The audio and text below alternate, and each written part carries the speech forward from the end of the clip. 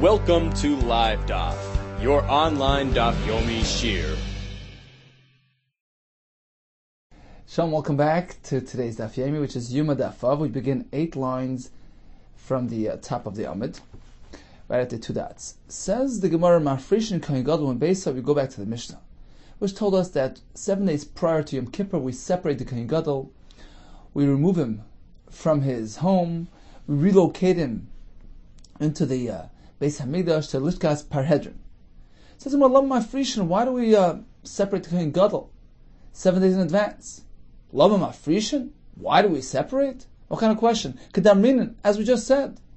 Either Rabbi Yehuda Kessler, whether according to Rabbi Yehuda, because we learned from Miluim. Just as over there was a 7-day hachana, 7-day preparation in anticipation for that 8th day, which was the inauguration of the true Avodas HaMishkan. Likewise, prior to Yom Kippur, the Kohen Gadol must undergo that process. So that's Pashut. We follow Miluim's precedent.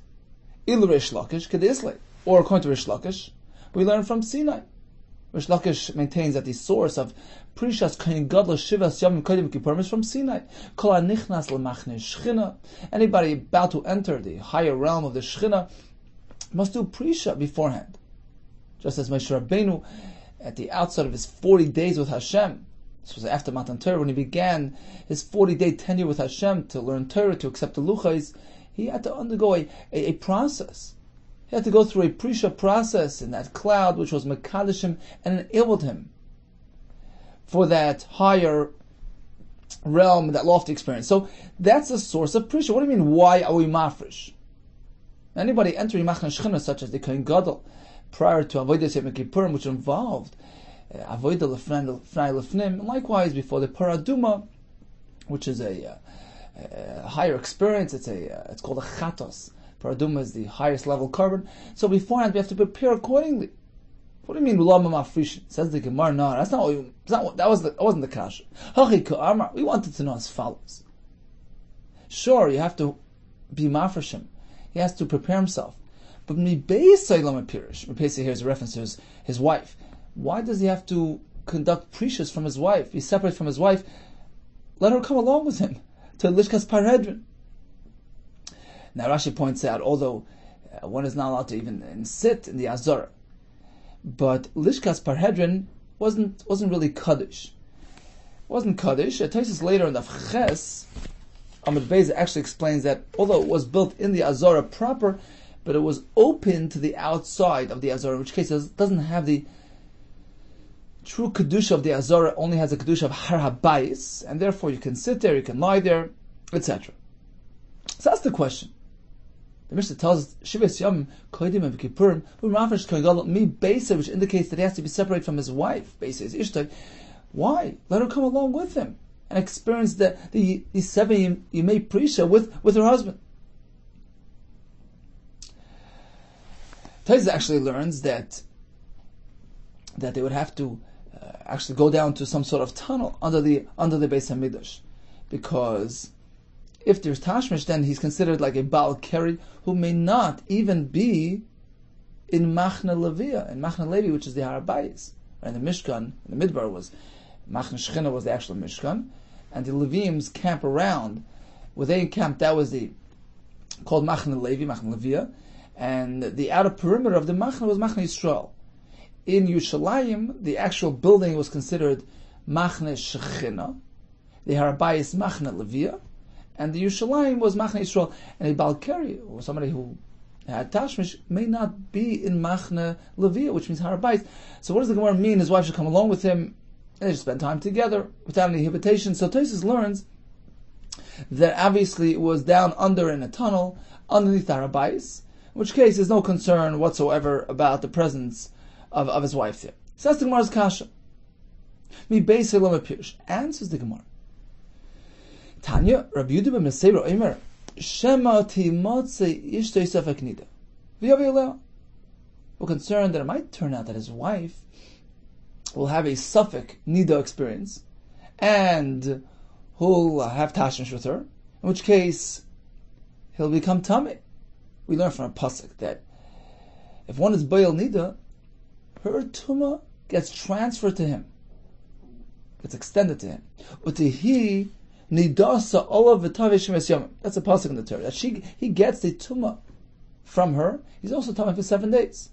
So concerned that perhaps there'll be some sort of safek nida, and on account of that, we might have to suspect that he received the tumah nida from her, and will be tamei and unfit to do the avoid in Beis Hamikdash. Therefore, he has to separate from her for the entire Yemei Prisha, which is a 7-day period. In which case, even on the worst case scenario that he was tamei through this Boil Nida tumah before Prisha, by the time Yom Kippur comes, he's completely free of this tumah. Says him, what do you mean? Shall be a safek nida and yavay aleh ato b'rishi askina. We're speaking about Rishaim who disregard a safek iser. Why would you suggest that the Kohen Gadol will proceed even if she's a safek nida? Ella shema yavay al ishta v'timatze safek nida. We're concerned about the following. He might be Baal Ishtai, and afterwards they'll discover some dam, in which case there'll be a suffix as to her exact din and status. We're not going to be sure whether she actually had the dam present during the tashmish or only surfaced afterwards, in which case he didn't do tashmish with the nida. So there's a suffix there. In which case we have to assume the worst.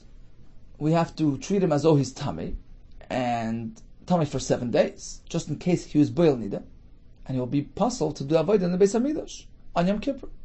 So on account of this chashash, he is perish not only through spending 7 days in the Beis Hamikdash, but perish completely mibeisai from tashmish to ensure that he's free from any possible suffix tumas nida. Let's take a look in Rashi here. So it's about 4 or 5 lines from our current location in the Gemara, beginning with the words Ilu Rabbi Yehuda. The Gemara began, why is there hafrasha? What do you mean why? Ilu Rabbi Yehuda k'de islay. According to Rabbi Yehuda, it's because of miluim, the olaf miluim. Ilu Shem ben Lakish k'de islay, the olaf Sinai. So what do you mean why? We have a makar, miluim Sinai. The question was, mi beis lo mepirish, mi ishtay lo mepirish, tav ishtay imay, sham. Sharei al kochach lishkas parhedrin lo yhoise kadosh. Evidently, Lishkas Paredin did not have the kedusha of the Azor. Shein Yeshiva Azor, Elol Malcha Beis David, Kolshken Shchiva, because in the actual Azorah, nobody was allowed to sit except for Malcha Beis David, as the Gemara discusses later on, Nafchafei, and certainly lying there. So the fact that the Kohen spent 7 days there pretty much proves the point that it did not have kedusha Azorah. You could sit there, you could lie, you could sleep there, and therefore, what's the reason not to have his wife with him? She might turn out to be a safek nida, and he'll acquire her tumah.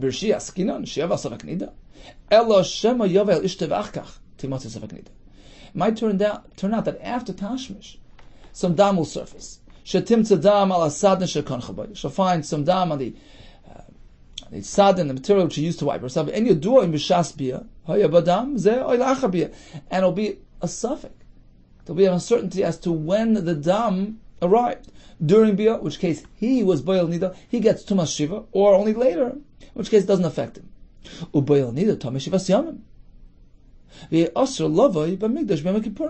Since we'll have to be chayshish for the worst case scenario that he was boil nida, he'll be tummy 7 days and unfit to even come into Beis Hamikdash on Yom Kippur. Continues the Gemara. Amru Rabbanon Kameder Chizah. The Rabbanon presented this, the following suggestion in front of Chizah. He said, look, it seems that we're concerned about Safek Nida, in which case the Kohen will be tamei for 7 days. Keman, Rabbi Akiva, is this in line only with the Shittas Rabbi Akiva? The Amar Nida Matama es Bayala, who maintains that if after Tashmish Dam shows up, so it's really a suffix as to when this Dam arrived. Rabbi Akiva maintains that even in this case, she's Matami her Bayal. The suffix Tumas Nida applied to the Isha in this case, applies to her husband as well. Even though we don't really know if at the point of Tashmish there was Dam and he was Be'el Nida.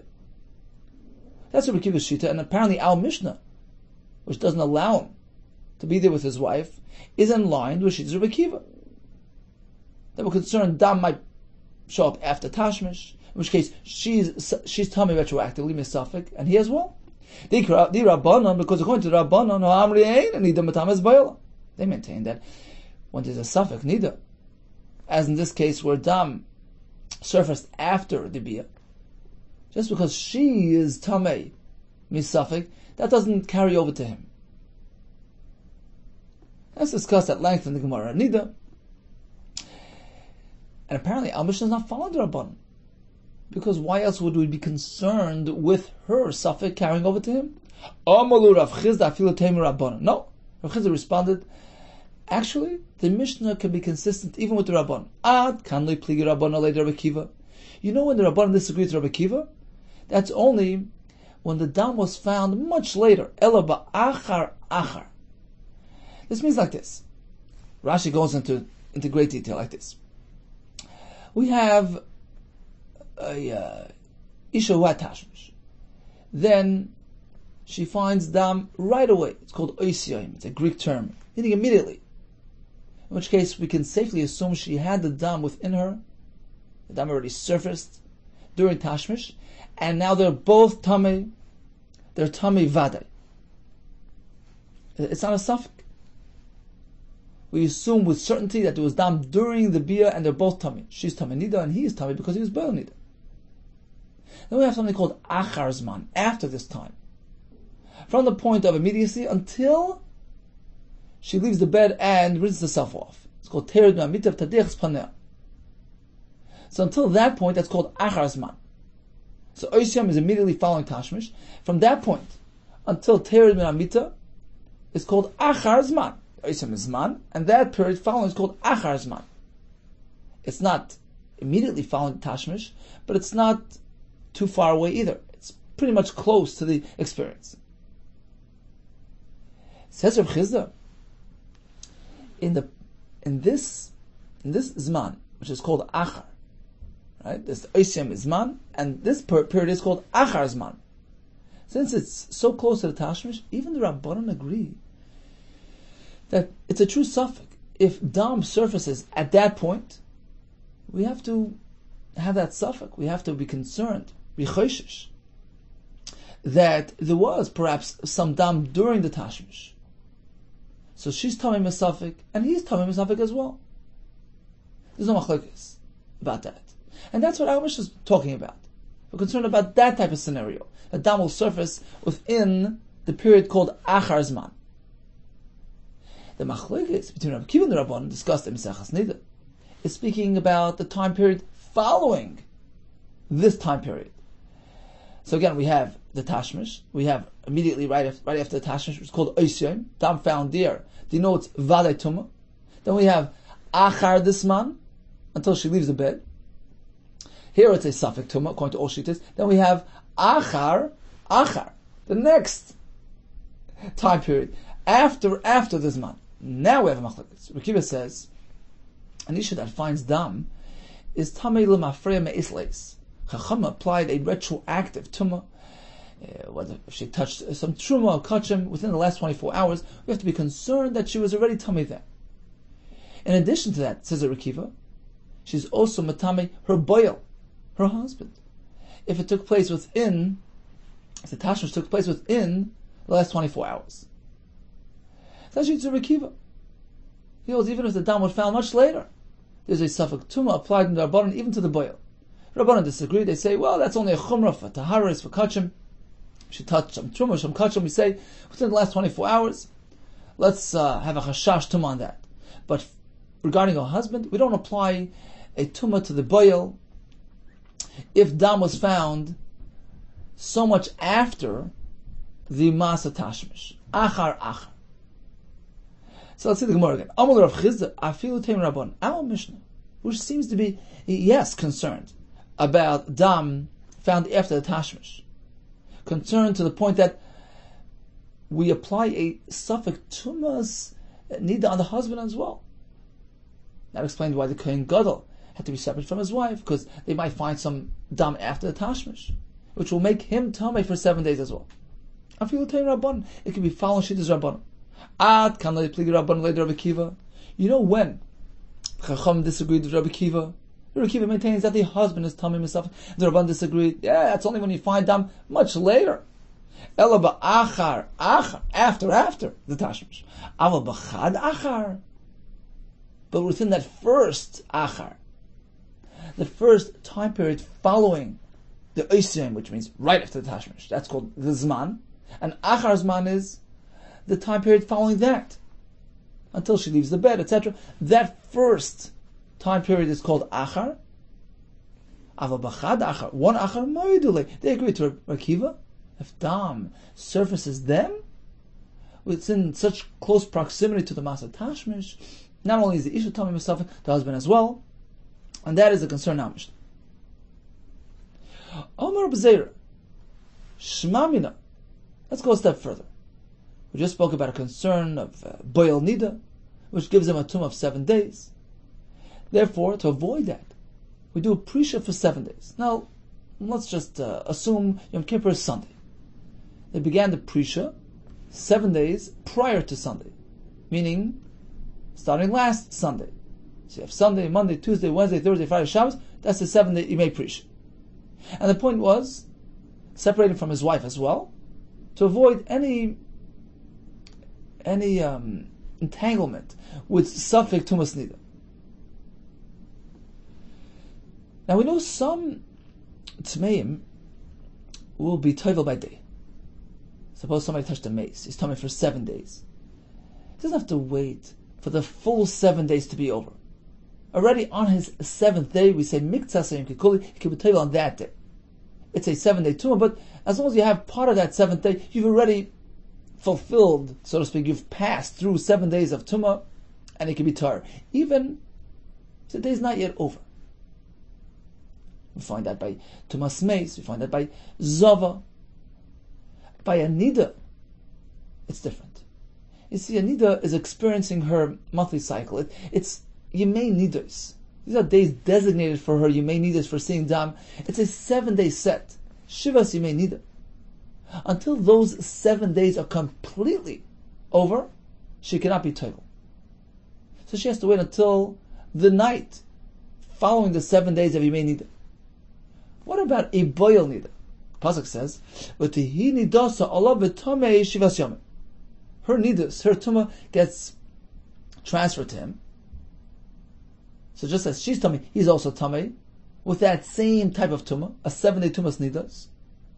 The question is it just a 7 day, an ordinary 7 day tumah like a tumah's mace? In which case, once he's already entered that 7th day, he can be toivel and get over with, or does he assume the same type of tumah as the Isha?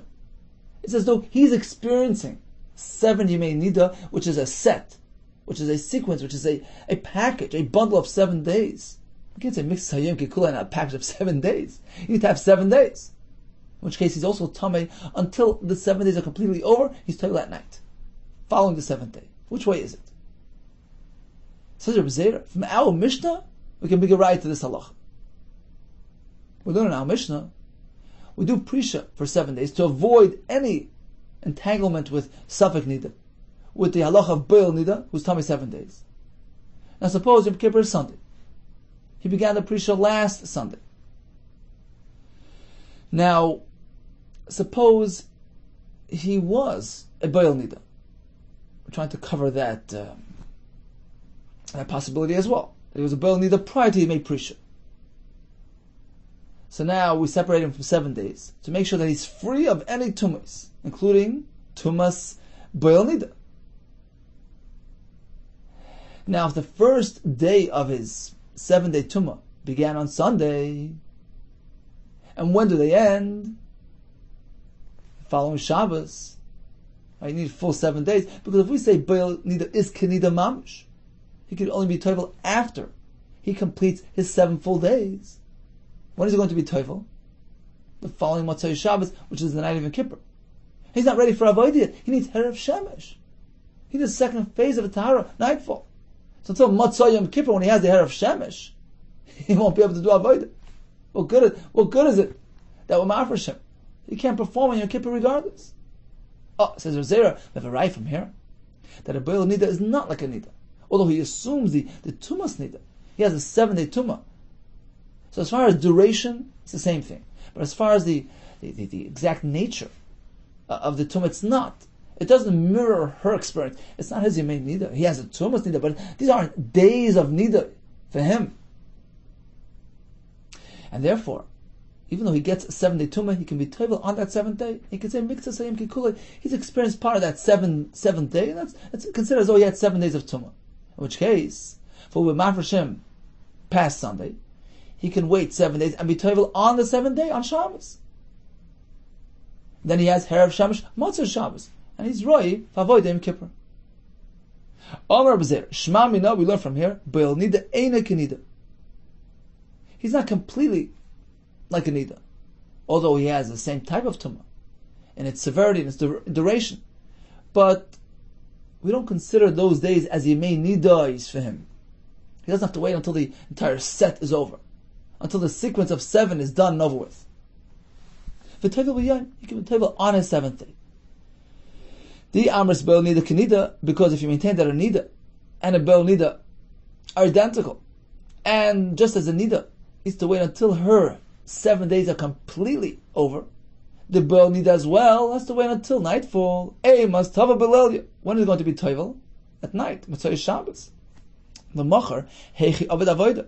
How can you do Avodah tomorrow Yom Kippur? But by Erev Shemesh. He has to wait for the second phase. He has Tefillah and Erev Shemesh, which is Motzei Yom Kippur. So what good is it that we're mafresh him? Apparently, there's a clear raya that although a Beil Nida has the Tumah Shiva, but he's not mamash like a Nida, he can be taken by day. Rav Simon Nardo Amar, he disagrees. Afilu Tema Beil Nida Kenida.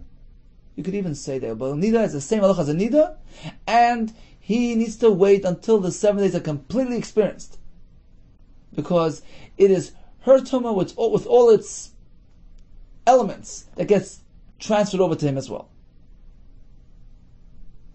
If so, what good is the Prisha in our Mishnah? Says Rashimi, listen to this. All the Mishnah speaks about separating him 7 days prior to Yom Kippur, really it's 7 and a bit. Yom Kippur falls out on Sunday. Instead of beginning the Prisha the Sunday before, or Mafreshim, a minute before Shkia on Shabbos. This way Shabbos counts as his first day. He needs 7 days. Shabbos is the first day, because even just a drop of that day is considered. It's like his first Yom of Nida, just in case he was Beil Nida today. That's his first day. And the 7-day sequence ends when? The following Friday. Right, from Shabbos to Friday, 7 days. Then he's Tovel Friday night. What about Erev Shemesh? Motzei Shabbos. Now it's Yom Kippur. You can do Avodah on Yom Kippur. It says Meisvei. We have a question from a Bryce on Rav Simon Marado, who says that a Beil Nida can only be Tevel at night. Kol Chayav Tefillah Tefillah Bayom. Generally, one who is obligated to do Tefillah does it by day. However, Nida V'yoy Ledes, a Nida or Ish who gives birth, who is Hukash Lenida, there's a connection there. In both cases, we say Tefillah and Balayla, they have to wait until nightfall. Let's see Rashi inside, which is 5 lines from the bottom of the Yom. Kol Chayav Tefillah Tefillah Bayom. We learn from there that the tefillah takes place by day. We apply the concept of miktasiyim kikuloi. For instance, Azov, although he's tummy for 7 days, on that 7th, if he's toivel and he maintains the tahara, obviously, then that counts as a 7th day, as opposed to nida v'yeledes tefillah sum balayla. Nida dichsiv shivas yamim tia benidasa. And the Gemara darshans, Tia is an extra word, Tehei b'nidasa kol shiva. She remains in her nida state throughout those 7 days. It's part of her monthly cycle. These are days designated for nidos, or for nidus. And you can't get away from it. You can't be told on the 7th and say, I'm free from my main nida. It's part of her nature. These are days of nida. So although she stops seeing them, it doesn't matter.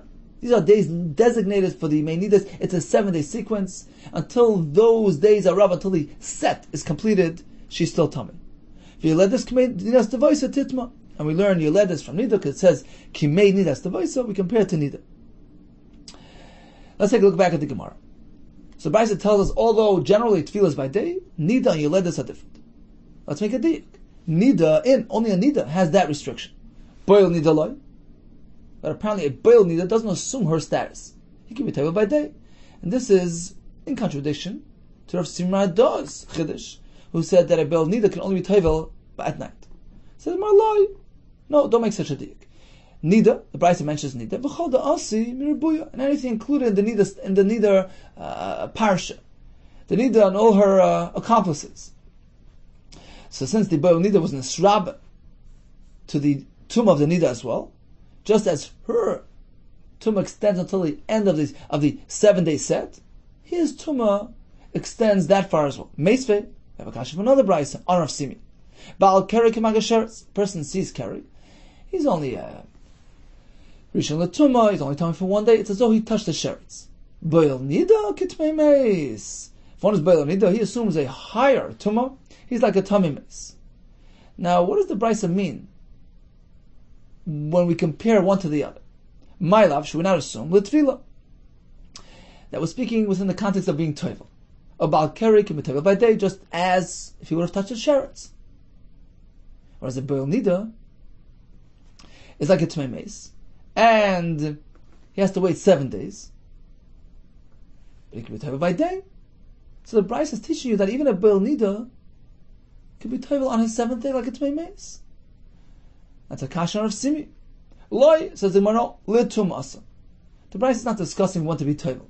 Rather, we're describing the essence and the severity of the tumah by a baal keri and by a boil nida. Meaning that a baal keri is as though he touched a sheretz, in which case he's only a rishon l'tumah, he's tummy for 1 day, whereas a boil nida assumes a higher form of tumah, he's an ava tumah, he's tummy for 7 days. So the severity, duration of the tumah is what we're discussing. We're not discussing when to be toivel, but perhaps a boil nida is different than a tmei meis. He has to wait until the 7 days are over, and according to Rav Simi's Chiddush. Says the Gemara, Tumasam. The Brisa needs to tell you the extent and duration of the Tumah. Behedik Sibu.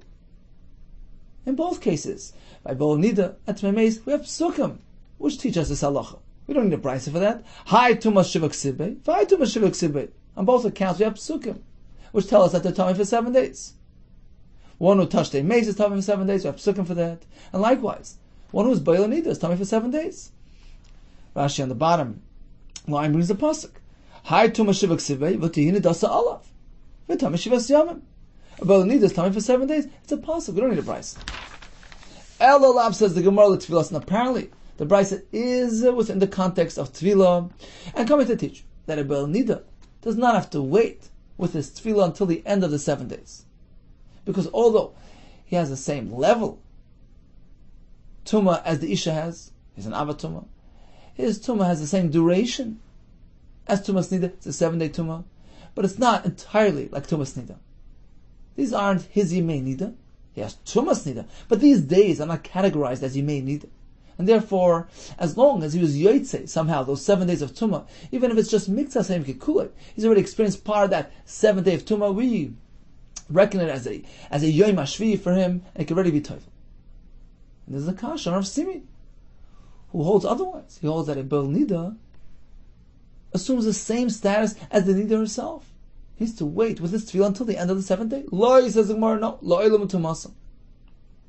Perhaps the Brisa is discussing the extent of the tumah, duration of tumah, not discussing tefillah at all. If that's the case, it's pashut. Why would the Brisa discuss something which is already taught in the Torah? Sefer tzrichla. You're right. This halacha is pashut. It's not needed for its own sake.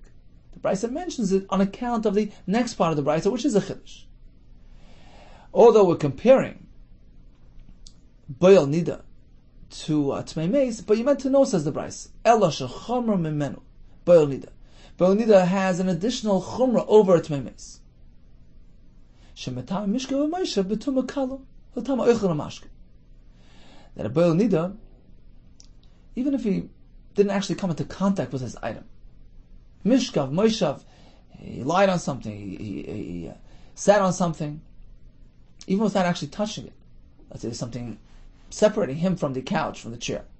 He's matame that thing. Just as a zav, a nida, whose tumah is personal. It's a self-generated tumah. And the pasuk is machadash to us that even Mishkav and Moishav is tameh. Anything that they associate with, anything that they interact with, that they use, even if they don't actually touch it. Even if there are 10 mattresses separating the nida from the bed, that bed becomes Mishkav, Moishav. So it's different than just a person who acquired tumah from an outside source, like a person who touched a mace or a sheretz. We don't have the concept of Mishkav or Moishav there, because it's not an internal, it's not a self-generated, it's not a personal experience. You just got tumah from elsewhere. But these fellows who have their own tumah, Zav, Zava, Nida, Mitzar, go down the list of all these fellows who have their own self-generated tumahs. It's a personal experience, it's a personal tumah. A Torah is machadash to us that there's a concept of Mishkav, Moishav, anything that they associate with, that they use, something that they sit on, they lie on, they don't actually come into contact with that item relates to them, associates with them, and assumes their tumah. A boil nida as well. Although it's not his dam, it's not a self-generated tumah, but he assumes the tumah of the isha who is boil. It gets transferred to him. And he can now be matame mishkav and moishav. Because the point is, utihi nidasa alav. Her severity, her nidus gets extended to him as well. And it becomes like it's his personal tumah. It's as if he saw the dam, so to speak. And that's the point of the brisa. But Nida and Tmei have something in common. As far as the madreg of the tumah, they're both avatum. As far as the zman tumah, they're both 7 days. But Boil Nida has an additional chumrah. Let's see the Gemara again. Elasha on the second line. Elasha chumrah menu Boil Nida. Boil Nida is more chumrah than Tmei Meis.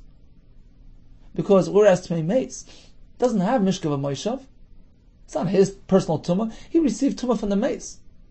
So yeah, whatever he touches, or let's say carry, all the halachas of maga masa apply. Direct interaction allows the tumah to be transferred from himself to something else. But indirect interaction, indirect association, just using something at a distance doesn't affect that item. But Boyanida is different. Shechamam and a Boyanida.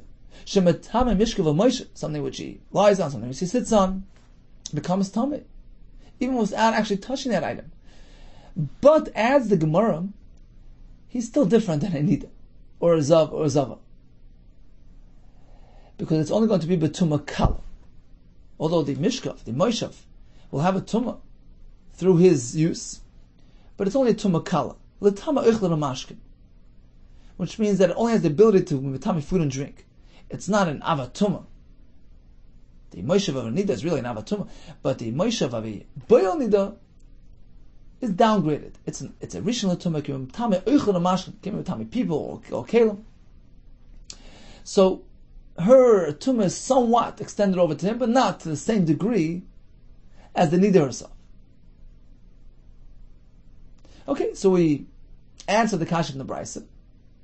Right, we had a discussion whether a boil nida can be tevel by day, or whether he has to wait until he completed the full set of 7 days. Is boil nida kenida or not kenida? Rav Zera says not kenida, but right from our Mishnah, we see that the Mei Prisha did not account for a full 7 days. Rav Simon Adah says, yeah, they will marfish him a bit before the 7 days to give him that extra day, so that he can be toivel at the end of a 7-day sequence and have Herav Shemesh in preparation for Yom Kippur. So we had 2 kashas on Rav Simi, and we answered them both. Tashma, comes a third kasha on Rav Simi, which we will not answer. The Tani Rav Chia, Hazav, V'Hazav, V'Matzoyer, V'Matzoyeras, U'Boyel Nida, U'Temei Meis, Tfilosim Bayan. So all these fellows have a 7-day tumah, and they can be toivel on that last day. They don't have to wait until the day is over. As opposed to Nida v'Yeledes, their exceptions. Tfilosim Balayla, Nida v'Yeledes, their days of Nidas are personal. They're designated days for nida. They have to wait until those days are completely over to allow for tefillah. And that tefillah is balayla. To yufta, there's a kasha of simon arda. We see clearly that a Baal Nida does not assume the same status as the Isha herself, as the Nida herself. Yeah, he gets a 7-day Tumah, but it's different than her Tumah. These aren't Yemei Nida. It's a Tumah Shiva Nida, but not Yemei Nida. So as soon as that 7th day arrives, he observed part of that day Betumah. He's completed a 7-day Yemei Tumah. Let's just summarize for a minute. We discussed Baal Nida, and we find an interesting phenomenon. Torah says that Utina dasa Allah v'tamei shivas yamim, which seems to indicate that he assumes her status in all aspects. The Gemara says it's not so. With regards to some elements, he has the same din as a Nida. For instance, he's an Avatuma like her, he has Tumas Shiva like her. I'm going to see in the upcoming Gemara, there's no heter but tzibur by karmet tzibur because it's considered a self-generated tumah. We'll see that in the Gemara soon. So when it comes to these aspects, he's similar to her. But then we find a discrepancy. That he's not exactly like a Nida. He can be tovel on the 7th day. And finally, he's mutter b'machan levia. This is discussed in the Gemara Psachim, Daf Samaches, that although a Nida, a Balkari, all these individuals who have self-generated tumahs may not find themselves a Machan Levia, such as in Harabayas. A Baal Nida is different. He's not mamash like a Nida. It's not really a self-generated tumah on his account. He got it from her. And therefore, he's allowed to be a Machan Levia. He's no worse than a person who got tummy through touching a mace. And in this case, he's not considered like a Nida. So we have 3 halachas, in which case the Baal Nida is Kenida, and 2 halachas, in which case he's not. Continues the Gemara. So we discussed being mafresh to Kohen Gadol from his wife to avoid any entanglement with Tumas Nida. But we know that the Gehanim would interact with him throughout the 7-day Mei Prisha. They would come in and out from the Lishkas Paleh, Hedrin. We're not concerned about perhaps one of them dying and being Matameh with Tumas Meis. Says, well, why? Once you're at it and you're addressing a possible tumah from his wife, and you mafresh him on that account, hafrisheyu mitumas meis. Why aren't you concerned about tumas hameis? You mafresh him and avoid any interaction, quarantine him, put him in solitary confinement. Don't let him interact with people, because perhaps one of his visitors will pass away and will be matamim. Hafrisheyu mitumas hameis. Let's take a look at Rashi, right to the left. So you're worried about tumas beis, but nothing else. Allow everybody to come in and out. Be worried about that as well. Don't allow people to come in and out. Perhaps somebody will pass away and become tamei through that mace. That's the Gemara's kasha. Let's just stop for a second. The Achronim ask a kasha. What do you mean you're worried about tumas meis? In the Mishnah, the Tanna Kama held, we designate a reserve kohen, just in case he becomes tummy. But we don't designate a reserve wife.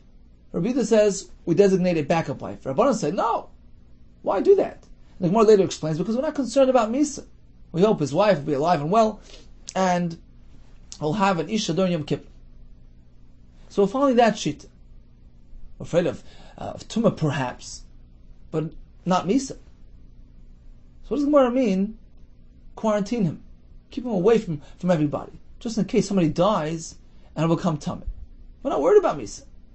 So Farshim answer, Achronim say that it's different here.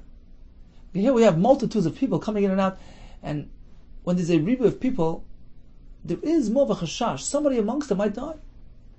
So when we look at one person, for instance, the Isha of the Kohen Gadol, it's very unlikely that she will die from one moment to the next. When we have a crowd, an olam here, amongst the big crowd, it's more likely, and indeed there is a chashash that perhaps somebody will be maced, and as a result, the Kohen Gadol will become tummy. So why is it, asked the Gemara, that we're concerned more about Tumas Nida than anything else? Answers the Gemara, Amar Rav Tachlifa Avod Rav Huna Mishmei de Rav Zois Eimeris. We learn from here, Tumas Hameis Hucho Hibetzibur. We learn from a pasuk that when there's a concern of tumas meis, it doesn't prevent us from doing karbanis tzibur. Even if the Kohen Gadol who should become tummy tumas meis, he can proceed and do the avodah. It's mutter. There is matter tumas meis with respect to karbanis tzibur. It's no concern. Let him interact with people. At worst case scenario, become tummy tumas meis, he can proceed and do the avodah.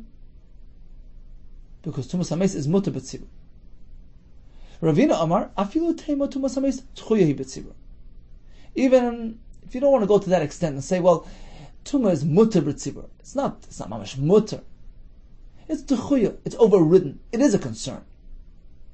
It's considered a carbon that's brought b'tumah. It doesn't have the same level as a carbon b'tahara. It's not hutra. Hutra means it's considered as though it's tahar. Rashi in Psachim Daf Pei says this, that the concept of tumah hutra b'tzibur in Torah is matter. Torah considers it like the highest level carbon. Let's ignore the fact that it's tummy. It's as though it's not tummy.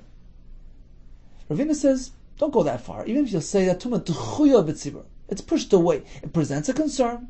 It is a carbon that's bab b'tumah. If the kohen who's tummy will bring the avodah in that state, but the Torah pushes it away, meaning we're not concerned. We override the tumah concern.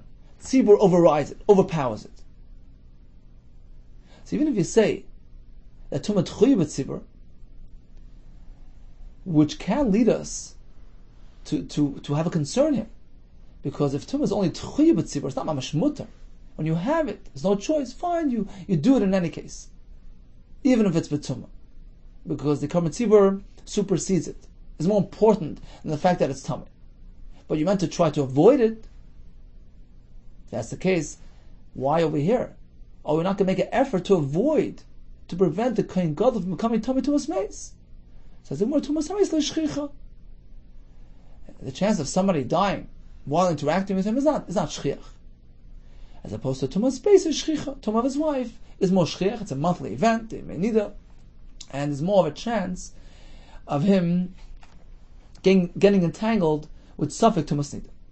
So that explains why we separate him from his wife, to avoid any chashash of tumas nida, which is a common thing, as opposed to having him quarantined and remain in solitary confinement. Avoid any sort of interaction with anybody else because of chashash tumas meis. That's not a concern that we're concerned about. Let's take a look at Rashi here. So Rashi is around 12 lines from the bottom of the Amud. Ravina says, Rabba says, Truma hutra b'tzibur. The question was, why we're not concerned about tumas meis? Because it's mutter. You don't have to take preventative measures to avoid the tumah, which in any case is mutter b'tzibur. Pasuk says that an individual's tummy meis is pushed off to Pesach Sheni. You can't bring the Pesach with tumah. That's only because it's an ish individual. But it's tzibur who's tummy, they can go out and bring the Pesach Rishon with tumah. Tumah is mutter b'tzibur. How does it relate to Yom Kippur? Because Yom Kippur as well involves karbanis tzibur. Yom Kippurim kuli karban tzibur. Says Rashi, what do you mean? We just learned a couple of days ago that there are some karbanis that the Kohen Gadol funds. It's his personal carbon. Why is that a carbon tzibur? Says Rashi, v'af carbon shaloi deiches hatumah. Even that's okay. Sharizman kavua, because it has a set time. And we know that whenever carbon has a set time, it's deiches hatumah. The carbon tzibur taliboy. Another answer, says Rashi, because the Aaron HaKohen's carbon, his own personal carbon, enables him to bring the kapara and the karbanis for the rest of Yom Kippur. It's v'chiba ba'adoy, ba'ad beisoy, and then for Klal Yisrael. First he has to be clean himself, be free from averus, and then he has the ability to do kapara for everybody else. So his personal carbon really enables the carbon tzibur to take place. So it's part of the procedure. It relates to karbanis tzibur, and that too will have the heter of tumah b'tzibur.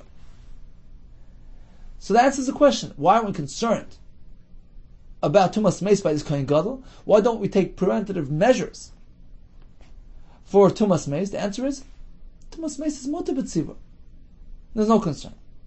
Ravina says not necessarily hutter b'tzibur. Perhaps it's just the chuya b'tzibur. It's not mutter.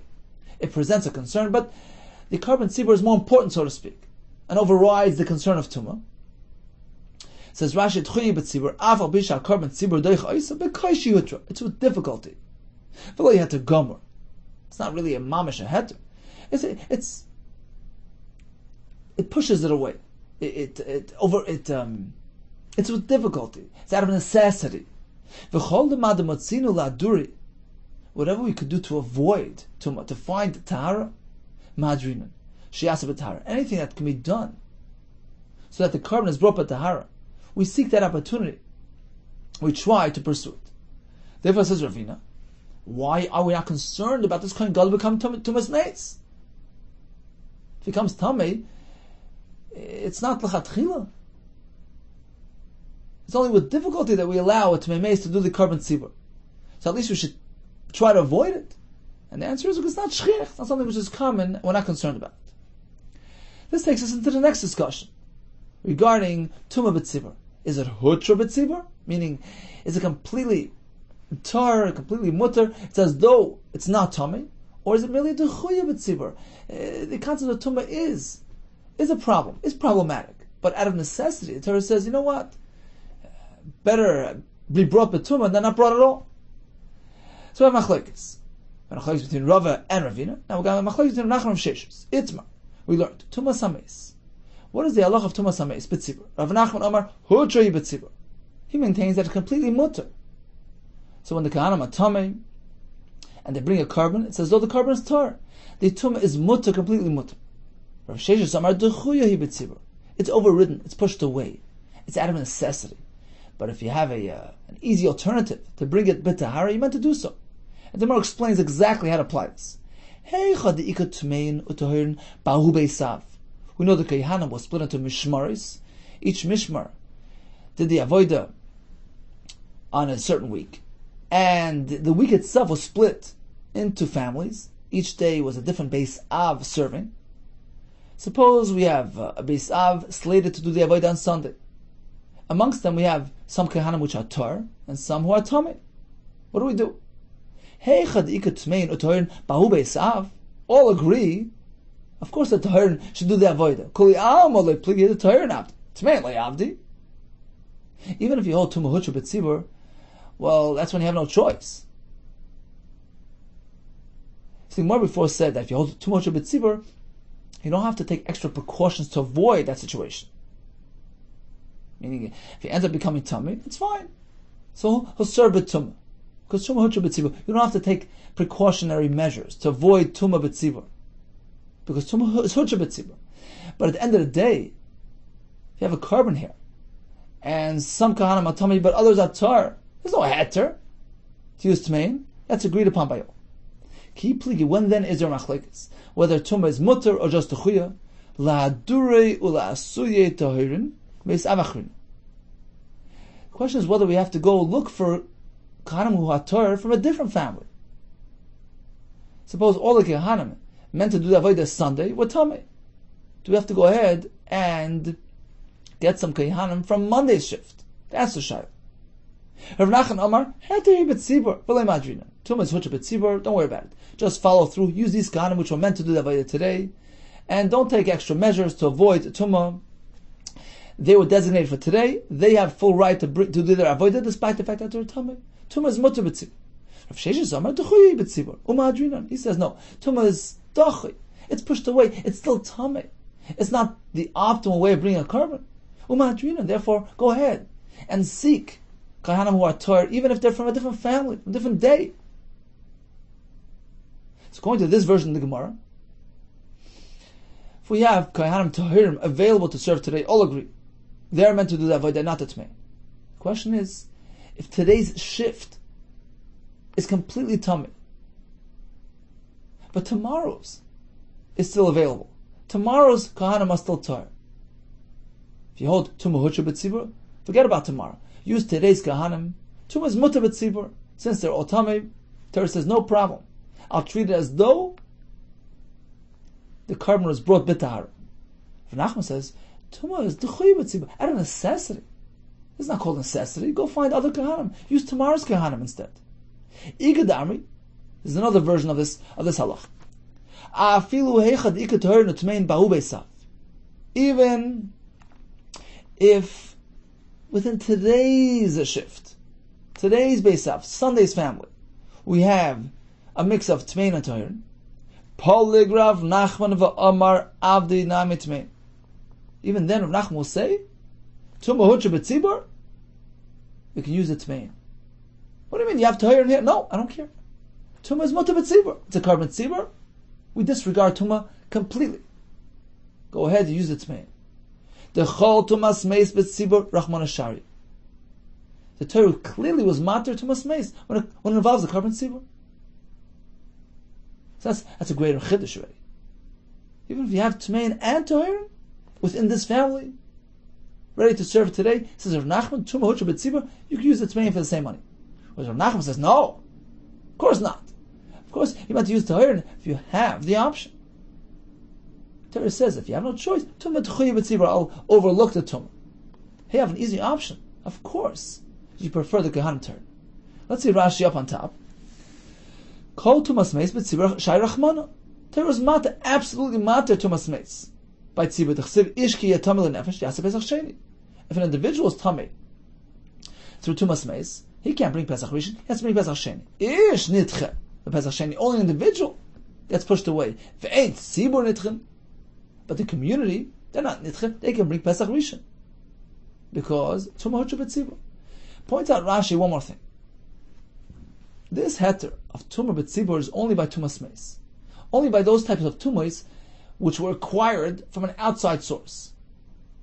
But suppose the Kehanim, or in the case of Karban Pesach, the Yisraelim were Tamei on account of a self-generated Tumah.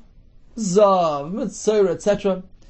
This concept won't apply. It's a higher level. It's a more severe form of Tumah. Aval Zav and Mitzvah, Nidas V'Yeldish, Shetemasoi, Yoytze Elav Megufah, it's a self-generated Tumah, Lo Hutra.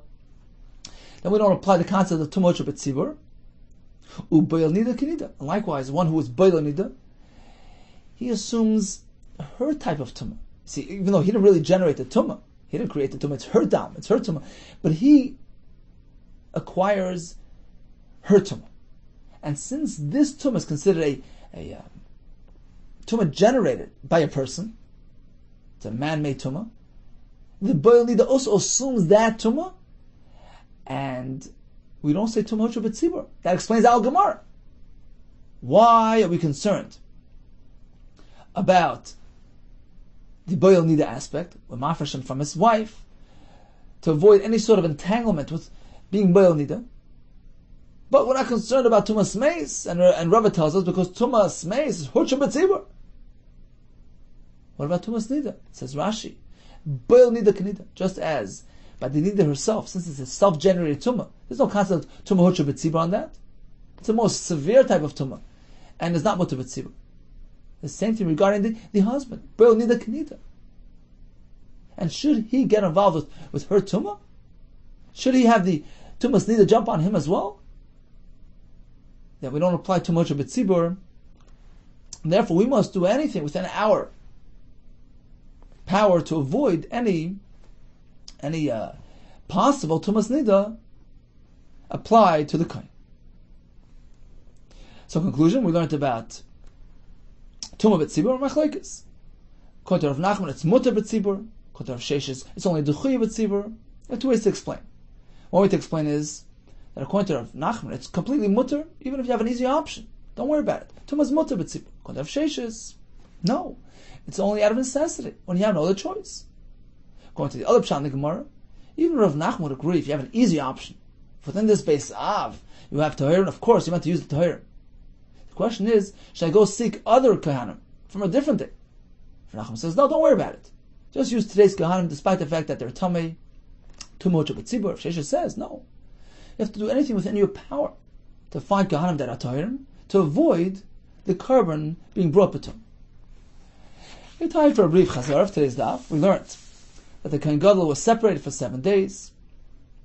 He was separated on account of a concern of Safek Tumas Nida. That's why he was separated from his wife as well. So the concept of Prisha Shiva we learned either from Miluim or from Sinai, but what about his wife? We're concerned about Safek Tumas Nida. We're not concerned about Safek Tumas Meis. The Gemara said one of two reasons, either because Tumas Meis is Hutra B'Tzibur, and don't worry about it, don't make precautions to avoid it, or because Tumas HaMeis in this context is not Shchiach. We learned about the status of a Boil Nida. When it comes to some aspects, he's Kanida. As far as the type of Tumah, he's an Avatum. As far as duration, Tumah Shiva. And finally, we just learned that even a Boil Nida is considered like a Nida with respect to Tumah B'tzibur. It's Loyutra B'tzibur. It's considered Tumah Yetzim Megufay. Since it's a man-made Tumah which jumps on him as well. He can be Toivel on his 7th day. He doesn't need to wait until the completion of that 7th day Yemei Nida said. He's not a Nida. He has Tumah's Nida. 7-day Tumah ends on that 7th day with a mixed Yom Kikula. Concluded with a machlekes regarding Tumah B'tzibur. According to Rav Nachman, it's Huta B'tzibur. According to Rav Sheshes, it's merely Tchuya B'tzibur. All the best and Hatzlacha Rabbah to you.